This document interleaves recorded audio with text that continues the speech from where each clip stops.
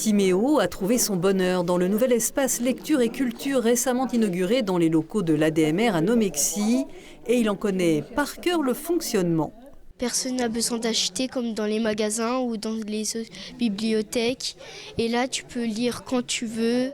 Camille, elle, est venue accompagner pour cette petite fille timide qui vit actuellement une situation familiale douloureuse. L'espace lecture est une bouffée d'oxygène. Ça lui permet de changer un petit peu d'environnement, de rencontrer des personnes âgées, des autres enfants. Voilà qui donne du sens à ce lieu réalisé dans le cadre du laboratoire de la ruralité, un dispositif créé en 2021 dans les Vosges, alors unique en France, coprésidé par l'État et l'Association des maires ruraux du département. Cet espace est un exemple d'innovation sociale destiné à faire école en France. Sans faire concurrence à ce qui existe. Moi, je suis soucieux, il y a des bibliothèques, il y a des réseaux, etc. Il faut trouver des lieux différents pour permettre à des personnes qui ne souhaiteraient pas ou qui ne veulent pas ou qui ne pensent pas accéder, puissent effectivement avoir une réponse culturelle et par le livre.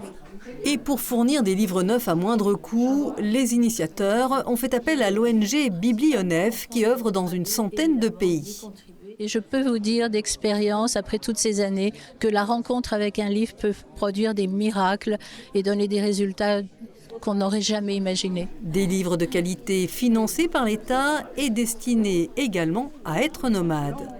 Et c'est aussi ici, avec le partenaire ADMR, des valisettes qui sont constituées, permettant aux intervenants sociaux d'avoir la petite valisette de livres et de donner le livre à la maison. Pour l'année prochaine, c'est 25 000 € qui permettront là encore d'acheter quelques centaines et milliers d'ouvrages. Il existe à ce jour 3 espaces lecture et culture dans les Vosges. Le département devrait en compter 15 en 2025.